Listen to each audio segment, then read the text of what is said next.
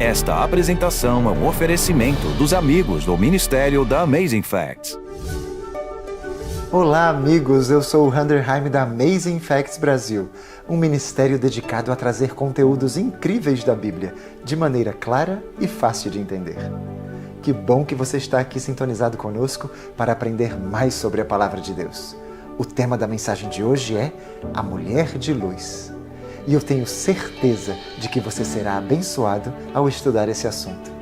E para que se aprofunde ainda mais nesse tema, nós queremos lhe presentear com essa revista gratuita, A Noiva de Cristo.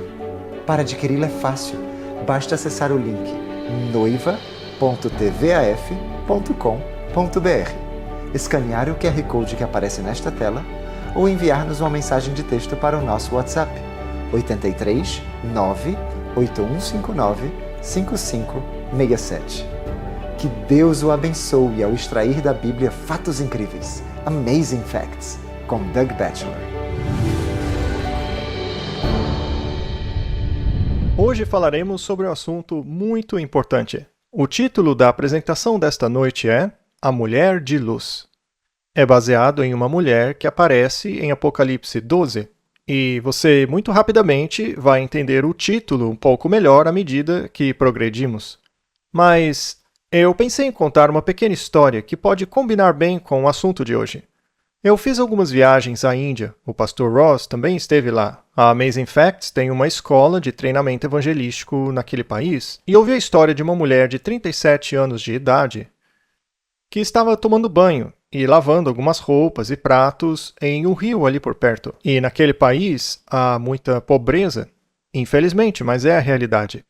E eles nunca haviam falar de crocodilos naquele rio específico, mas de repente um enorme crocodilo saiu do rio e foi em direção a ela, enquanto ela estava lavando as roupas ali. E a agarrou pela perna e começou a arrastá-la para o rio. Ele era enorme, podia tê-la devorado. Bem, mas é impressionante como a sua cabeça funciona rápido em um momento de terror como esse. Ela pensou em sua família e não queria virar almoço de crocodilo naquele dia. Então, enquanto ele a puxava para a margem do rio, ela percebeu que não tinha largado a panela de alumínio que ela estava lavando no momento. E, aterrorizada, ela simplesmente começou a bater com toda a força que tinha com aquela panela nos olhos do crocodilo. Ela deu uma surra tão grande nele que ele a largou. Bom, e Apocalipse 12 fala sobre um grande réptil que devora homens. Peço que me acompanhem em suas Bíblias, enquanto nós lemos mais sobre isso. Apocalipse, capítulo 12. E essa é a nossa primeira pergunta no estudo. Como o Apocalipse retrata a verdadeira igreja de Deus? Falamos sobre essa igreja falsa chamada Babilônia no capítulo 17. E agora a gente saiu um pouco da ordem. Vamos ler o capítulo 12, para ver como a igreja verdadeira é retratada. Nós lemos ali no versículo 1. Viu-se grande sinal no céu, a saber, uma mulher vestida do sol com a lua debaixo dos pés, e uma coroa de 12 estrelas na cabeça. Antes de eu prosseguir, veja que é por isso que ela é chamada de vestida de luz. Há 3 formas naturais de luz encontradas em Gênesis. Deus criou o sol, a lua e as estrelas, que iluminam a terra. Deus disse à igreja: vocês são a luz do mundo, que a vossa luz brilhe diante dos homens, para que vejam as suas boas obras e glorifiquem seu Pai que está nos céus. Então esta é uma mulher que está vestida com a luz das estrelas, do sol, da lua. Mas o que representam? A lua não tem luz própria. Ela reflete a luz do sol que vai nascer. A lua é o Antigo Testamento, cheio de luz. É o fundamento sobre o qual a mulher fica de pé, mas na verdade ela está vestindo o sol. A Bíblia nos diz em Malaquias capítulo 4, falando sobre Cristo, o Filho da Justiça, que surgiria com a cura em suas asas. É um dos lugares onde Cristo está, de certa forma, sendo comparado ao sol, ao brilho do sol. Quando Jesus foi transfigurado no Monte da Transfiguração, em Marcos capítulo 9, ele brilhava como o sol, mais brilhante do que qualquer luz que conhecemos. E as estrelas sobre a cabeça representam a liderança. Afinal, são 12 estrelas. No Antigo Testamento, você sabe, temos os 12 patriarcas, incluindo Samuel, temos os 12 juízes. Moisés tinha 12 príncipes, e no Novo Testamento temos 12 o quê? 12 apóstolos escolhidos por Jesus. Esse número é importante porque após substituírem Judas, o Espírito Santo foi derramado. Acima da cabeça é símbolo da liderança, onde está a cabeça de orientação. Então ele está falando sobre o fundamento do Antigo Testamento, brilhando a realidade de Cristo e a liderança da igreja, e, por meio disso, brilha a luz de Deus neste mundo. No entanto, há mais detalhes. Achando-se grávida, grita com as dores de parto, sofrendo tormentos para dar à luz. Ela está grávida, prestes a ter um bebê, e sofrendo as dores do parto. E é aí que o dragão entra para tirar vantagem. Veja, antes de continuarmos, eu quero ter certeza de que você saiba quem é esse filho dela. Afinal, quem é ele? Nasceu-lhe, pois, um filho varão que há de reger todas as nações com cetro de ferro. Quem é esse filho varão? A Bíblia também nos diz que este filho foi arrebatado para Deus em seu trono, e Cristo foi para o céu, onde está o trono de Deus. Este menino é Deus. Quem essa mulher representa? A igreja. A formosa e delicada assemelhei à filha de Sião. Paulo diz, maridos, amem suas esposas como Cristo amou a igreja é comparada a uma mulher. E esta mulher, no capítulo 12, com sol, lua e estrelas, odiada pelo dragão, deve ser uma boa igreja. Só o fato do dragão a odiá-la já é um bom sinal. Já a mulher, de Apocalipse 17, cavalga junto ao dragão. Eles estão em cooperação. Isaías 51:16. E diga a Sião, tu és o meu povo. Muitas vezes na Bíblia, Deus chama sua igreja, seu povo, de sua noiva. Agora, só para você saber, caso você veja, alguns dizem que a mulher de Apocalipse 12, que dá luz ao filho varão, deve ser Maria, não? Você verá frequentemente em igrejas imagens de Maria. E eu tenho aqui a amostra de uma, onde ela tem 12 estrelas acima de sua cabeça e está em pé em uma lua. Você já viu isso antes? Eles tiraram essa ideia de Apocalipse 12, mas a mulher em Apocalipse 12 não é Maria. Agora, é verdade que Maria é a mãe de Jesus. Mas o mesmo capítulo fala que o dragão persegue a mulher por meio do deserto.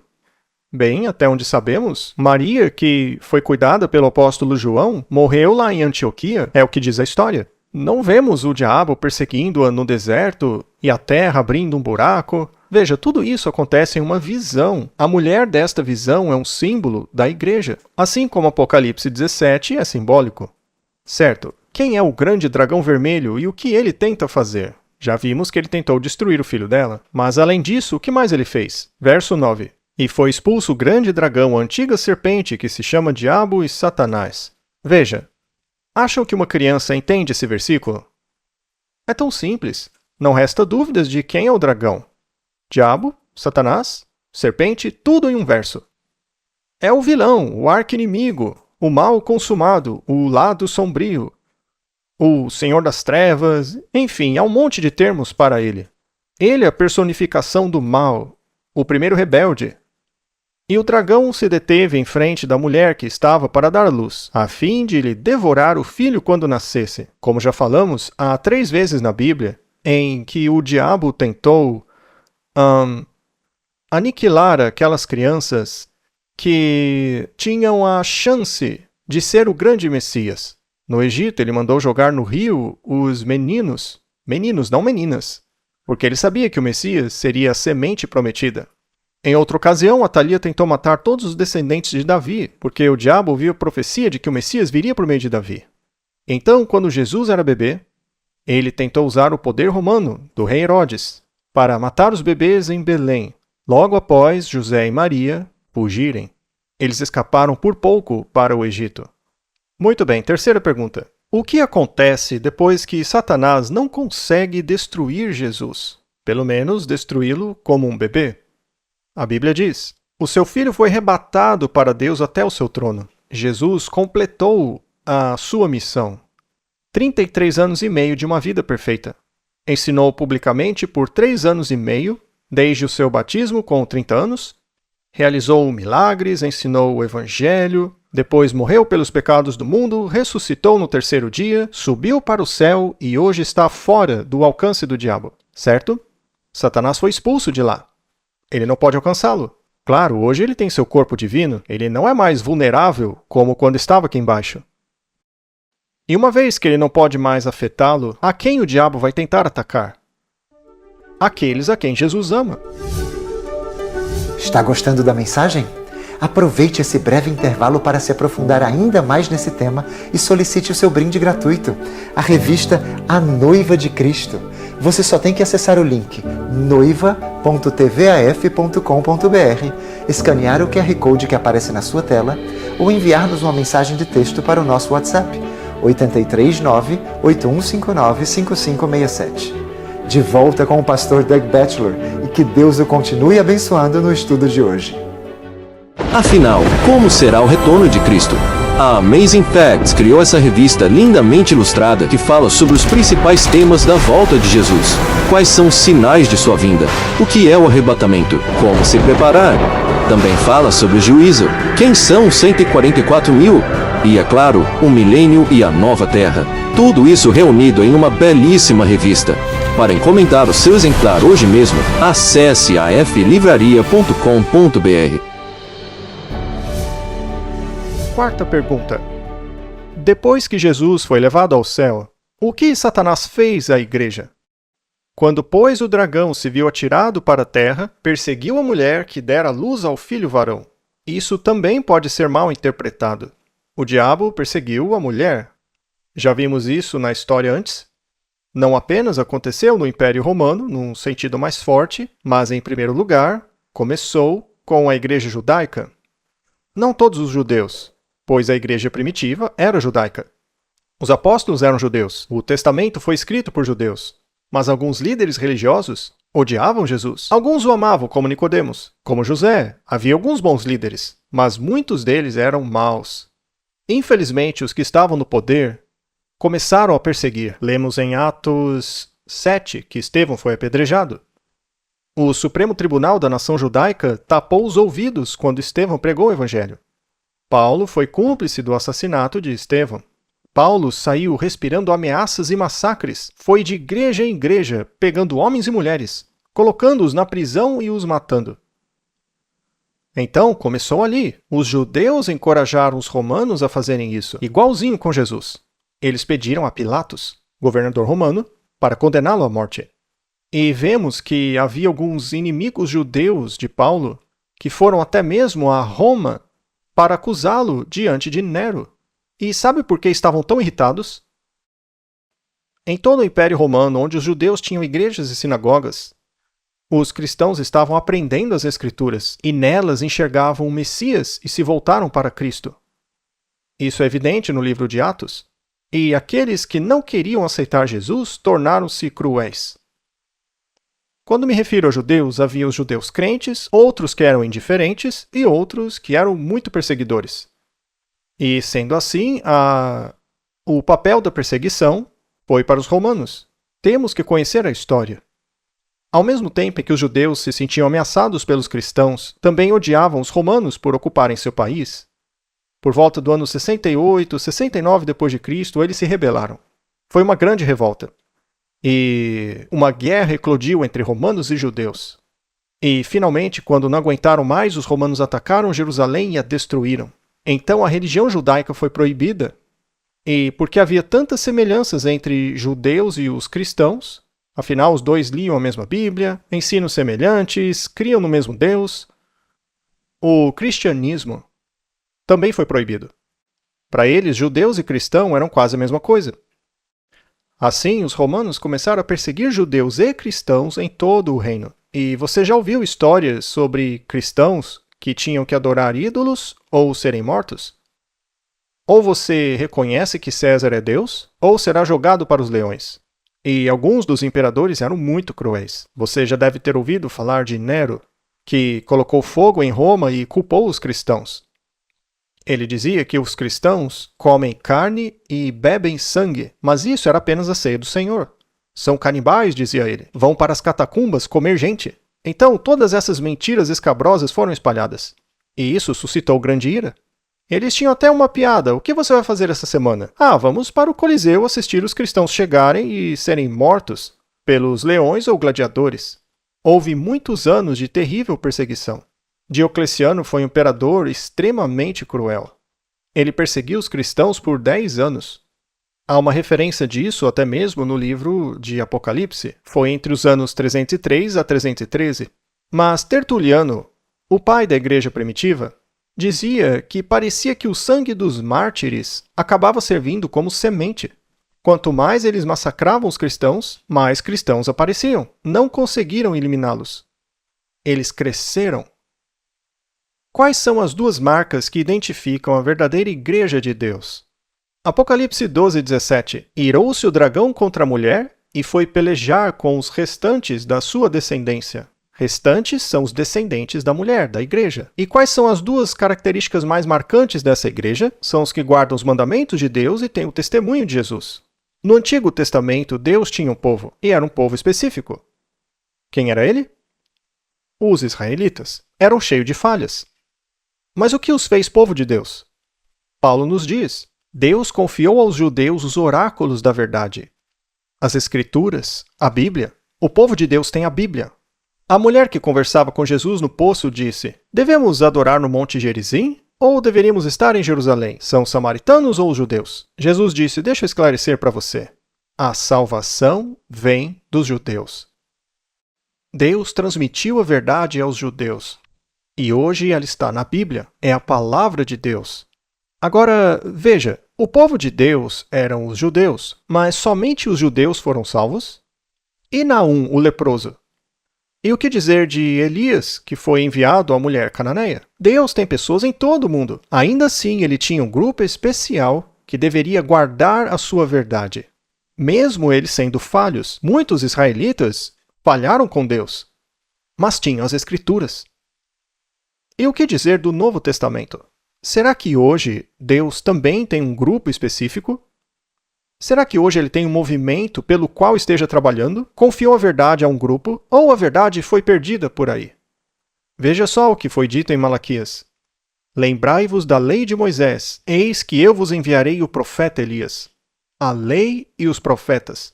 Apocalipse 12 diz que a igreja remanescente guarda os mandamentos de Deus e o testemunho de Jesus. O que é o testemunho de Jesus?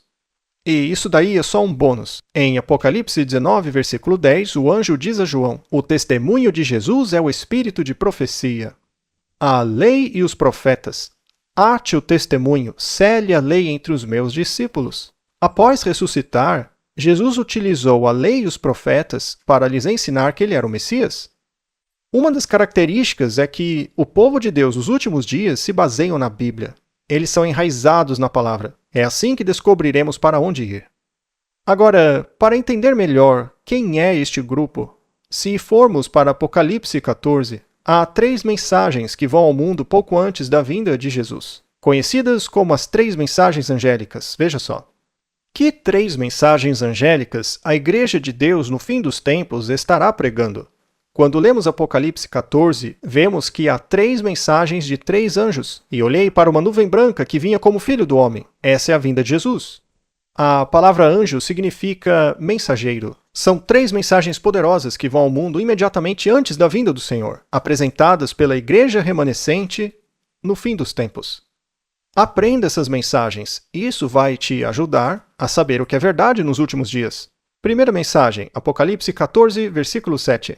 Temei a Deus e dai-lhe glória, pois é chegada a hora do seu juízo. O grande dia do juízo chegou. Você sabia que parte do juízo acontece antes da vinda de Jesus?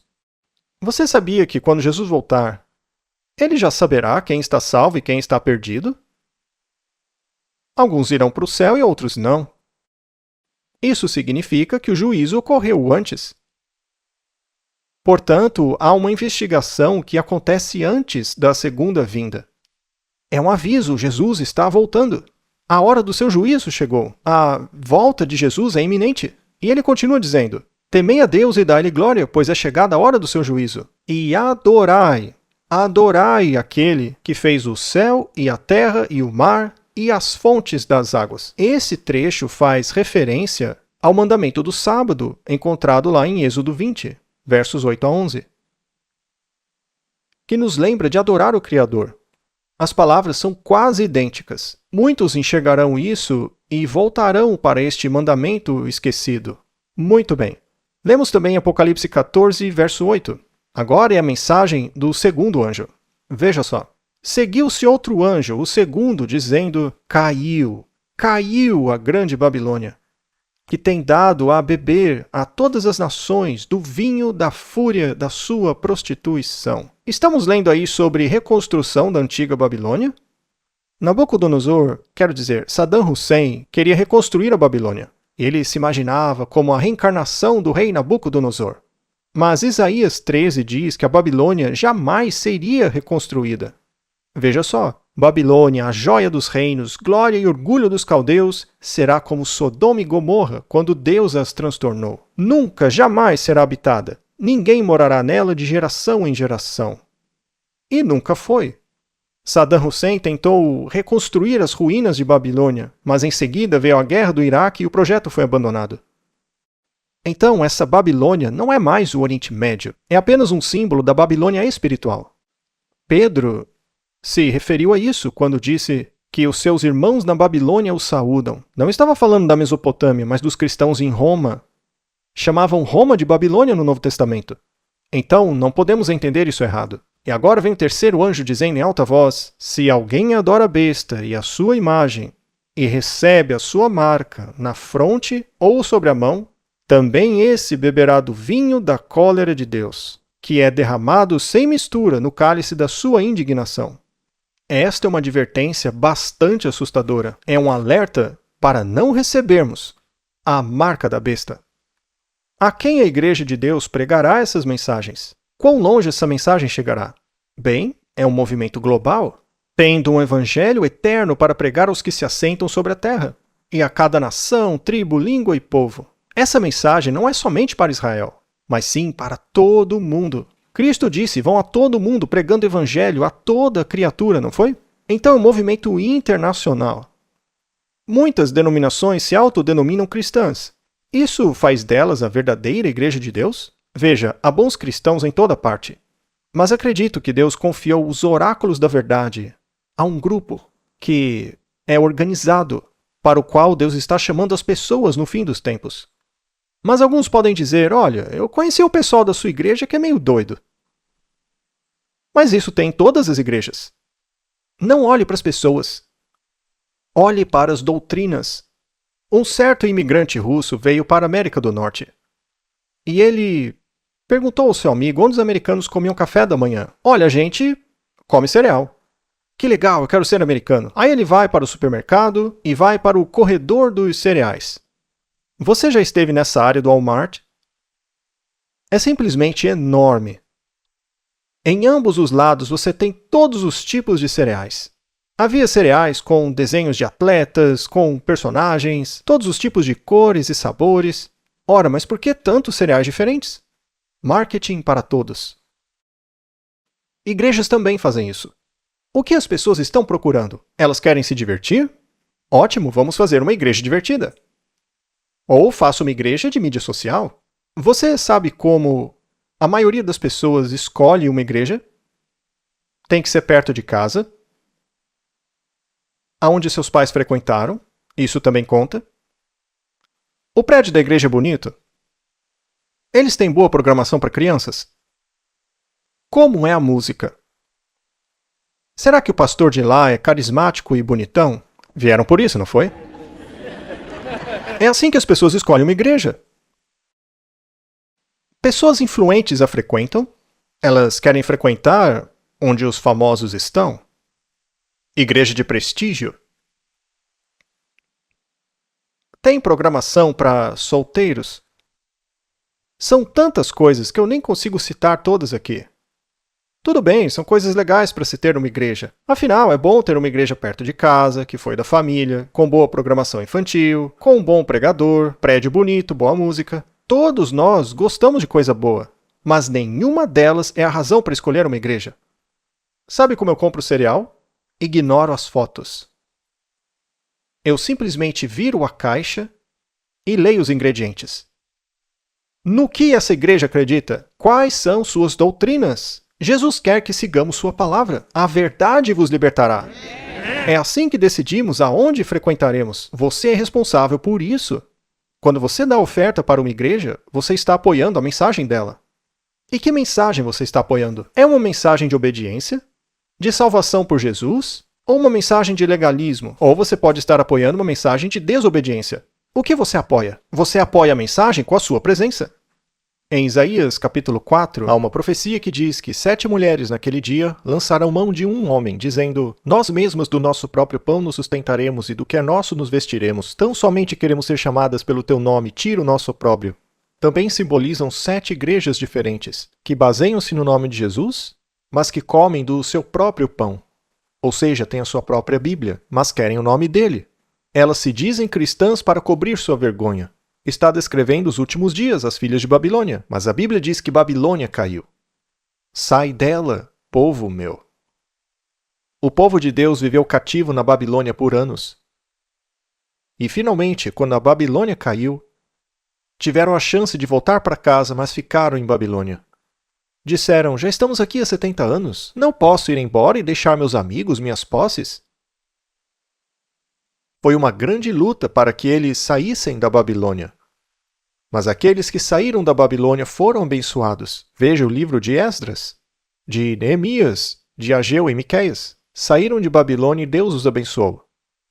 Mas quem ficou em Babilônia sofreu. Diz em Apocalipse capítulo 18 que aqueles que não saem de Babilônia sofrerão as pragas de Deus. A Bíblia diz isso.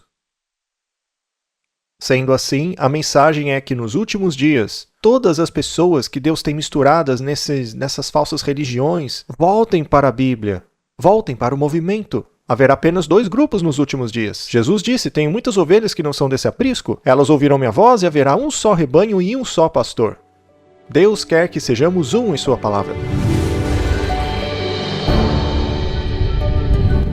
Amigos, chegamos ao final de mais um Amazing Facts com Doug Batchelor. Que bênção é estudar a palavra de Deus, não é verdade? Obrigado pela sua audiência. E não se esqueça de solicitar o seu brinde gratuito, a revista A Noiva de Cristo. Você só tem que acessar o link noiva.tvaf.com.br, escanear o QR Code que aparece na sua tela ou enviar-nos uma mensagem de texto para o nosso WhatsApp 839-8159-5567. Até o próximo programa e lembre-se, a mensagem de Deus é a nossa missão. As árvores são lindas, e não é incrível que tudo o que é preciso para fazer uma árvore se encontra dentro de uma pequenina semente? E sabe o que é mais incrível? Dentro deste pequeno código QR tem tudo o que você precisa para crescer espiritualmente. Trata-se da árvore de links da Amazing Facts Brasil, nosso site, nossa livraria, plano de leitura da Bíblia, nosso YouTube, Facebook, Instagram, Centro de Evangelismo e muito mais. Agora você está conectado. Faça a leitura deste pequeno código QR e veja sua vida espiritual começar a crescer hoje mesmo. Você sabia que se o sol de repente parasse de brilhar, levaria 8 minutos para as pessoas da Terra saberem disso? Este e outros fatos incríveis você encontra no Manual de Estudos da Bíblia, Aventuras Incríveis, uma jornada com Jesus. São 10 lições cheias de atividades para você estudar sozinho. Você pode estudar também com os mais pequenos, ou com os seus amigos, ou também pode fazer uma classe bíblica online. Adquira o seu manual de estudos na flivraria.com.br. Há mais de 50 anos, a Amazing Facts tem transmitido com ousadia a verdade da Bíblia em todo o mundo, em resposta à comissão de Jesus de pregar o Evangelho a cada nação, tribo, língua e povo. Obrigada pelas suas orações e apoio.